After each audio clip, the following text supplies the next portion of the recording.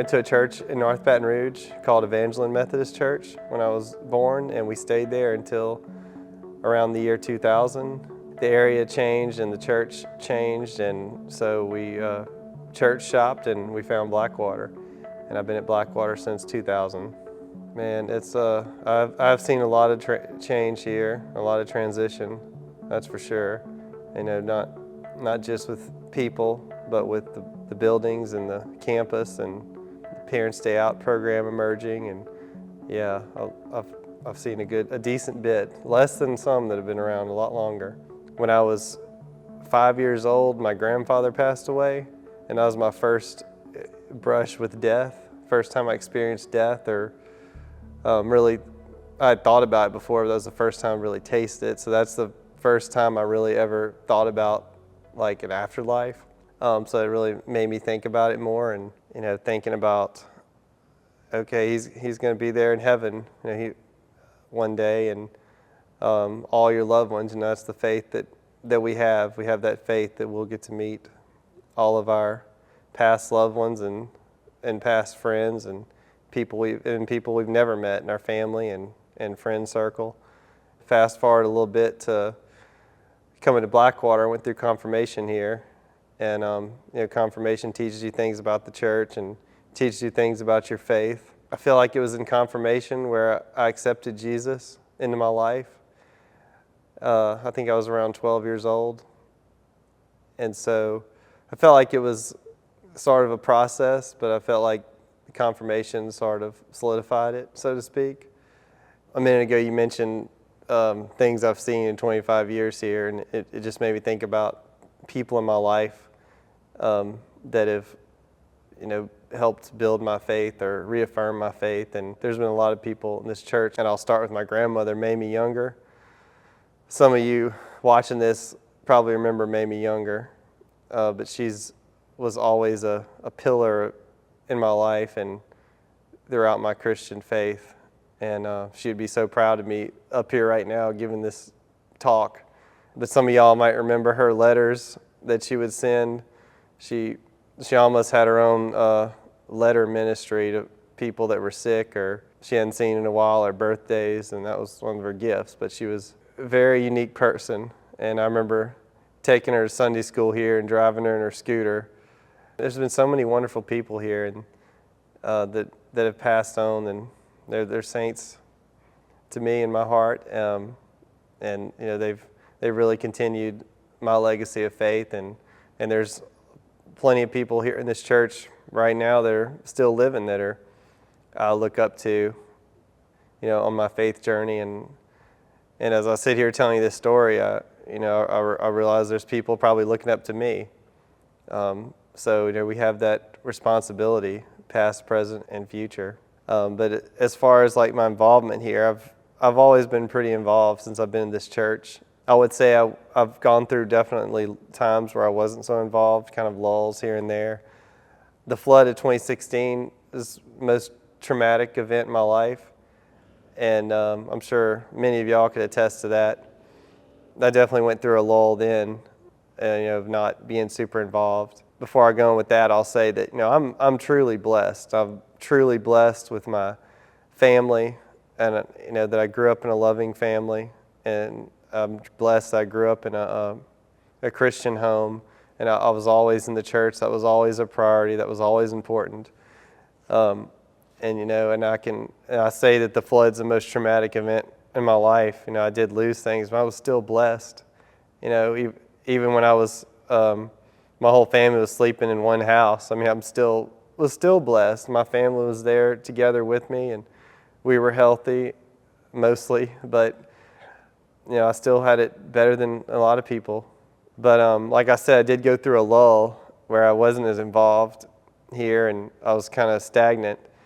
And you know, we always try to get people to help, get people to volunteer for things, and it was about the time that Angie was here as the youth director. This is before the table, and I didn't know Angie super well yet, and she was messaging me that she wanted to talk to me about this new thing that was going to happen at Blackwater, and she was on me like, hey, when can we meet? I want to talk to you about it. Kind of like Ian getting me to sit here, And so, finally I met her. We met at a Central Donut, I believe, and she told me about the table, and she told me about sort of her vision for it, and it was going to try to launch in about a year from then. I think this was somewhere around late 2017. And so, to be supportive of it, she asked me to help, and I said, I will help. And so I was one of the people that were there for the very first service, and I'd helped do some things, not nearly as much as a lot of people, but I was there from the beginning of it, and I felt involved. Just because the point I'm making is she had asked me. She took her time to get with me and ask me to do something personally, and that got me really involved in launching the table. And then probably in around 2019, around when the table started, somebody asked me I think it may have been Angie, I can't remember now, but somebody asked me to serve on the church council. I'd never done that before, ever. And I said, okay, I'll do it. I was an at-large member. And so I did it. And then, like 2 years later, Patty called me and said, Trey, we've been thinking and praying about it. Would you be the chair? And I was like, something told me to say yes, obviously God, and I said yes.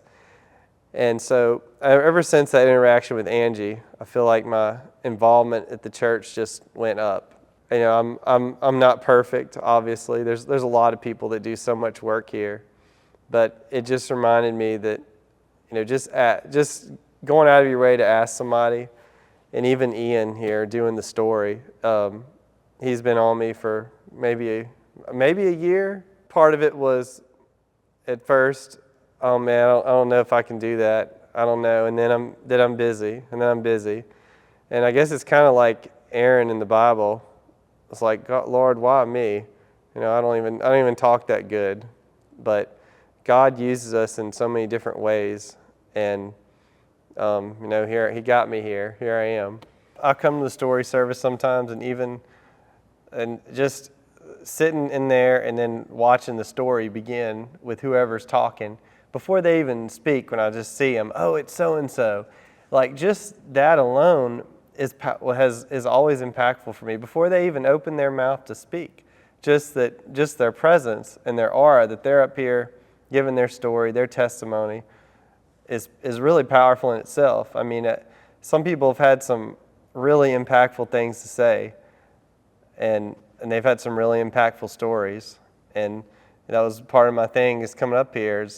I'm thinking, how can I hold a candle to some of these stories? I realized that last week that God calls us to share our testimony and share our witness, and God was calling me through Ian. I believe that. It hit me. I was like, I need to do this. We had to put our family cat down 2 days ago, and I had to hold him. Well, we set him on the table in the vet's office, and I was petting him while they administered the injection to put him down.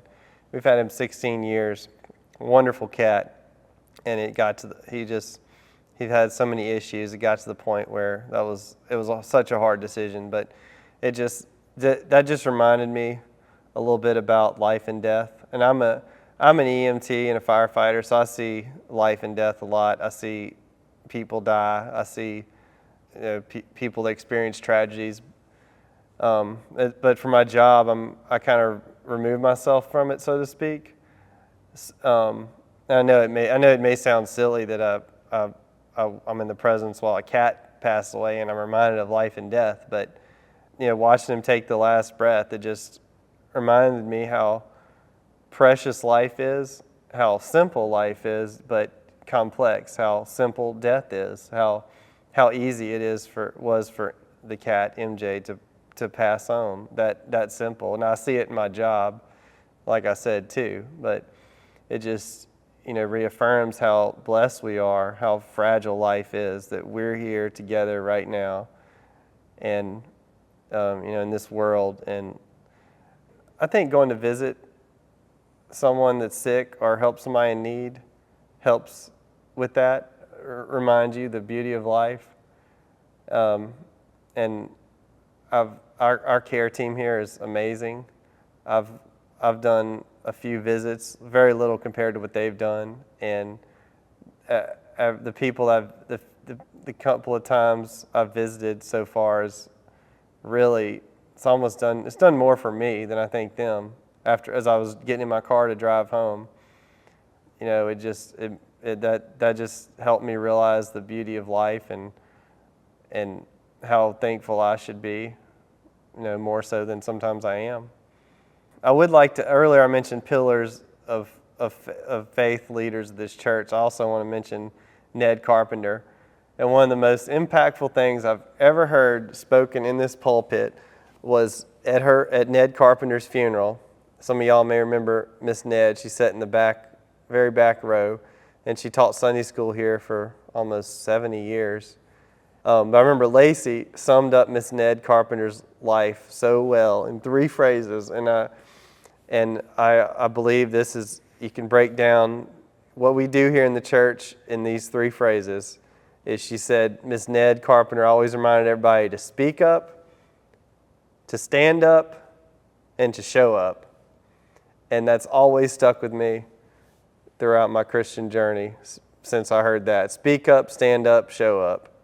Like I mentioned earlier, just somebody asking me, would you be a part of this new table service, or would you be on the church council, or would you help with this? It's like you put out a notice asking for volunteers for something, but when you make it personal and you ask somebody, that for me, that went such a long way and kind of got me out of I guess you'd maybe call it a little bit of a lull. But I am so far from perfect. I have so many flaws. Just ask my parents and my sister; they'll tell you. But and that was part of my hang-up too, coming here in the back of my mind, like to talk. But we all have flaws. We're all imperfect, but we do all have a story to share, whether it's simple or whether it's hard. There's something that God can use in our story, and there's probably a part of something I've said up here that I haven't even thought about in that way, but somebody may hear it and realize this in a different light.